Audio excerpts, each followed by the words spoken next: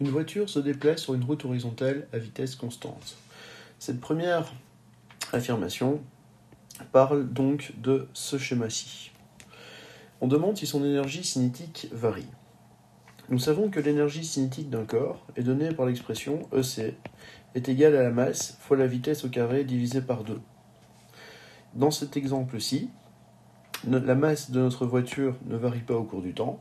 Il est bien précisé que la vitesse de la voiture ne varie pas au cours du temps. La masse et la vitesse restant constants, nous pouvons affirmer que l'énergie cinétique de notre voiture sera toujours une constante, donc non, elle ne varie pas. Ensuite, elle entame l'ascension d'une pente, tout en conservant sa vitesse initiale. Son énergie cinétique varie-t-elle ?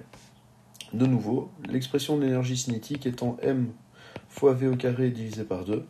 Comme la masse de la voiture reste constant et qu'il est bien précisé que la vitesse de la voiture ne va pas varier, aucun terme de cette expression ne change. On peut donc dire que l'énergie cinétique de la voiture au cours de l'ascension reste constant. On nous demande également si son énergie potentielle varie. L'énergie potentielle d'un objet est donnée par l'expression m fois g fois h. La masse de la voiture ne change pas. Par contre, nous remarquons que par rapport à notre sol, la voiture va s'élever.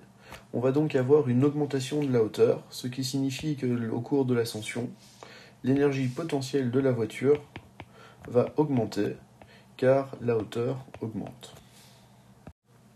Et enfin, on nous demande d'où provient cette variation d'énergie. Si la voiture reçoit de l'énergie, c'est que quelque part, quelque chose a dû lui en fournir. Ici, forcément, la voiture peut monter grâce au moteur, et donc c'est le travail de la force motrice qui fournit le gain d'énergie potentielle.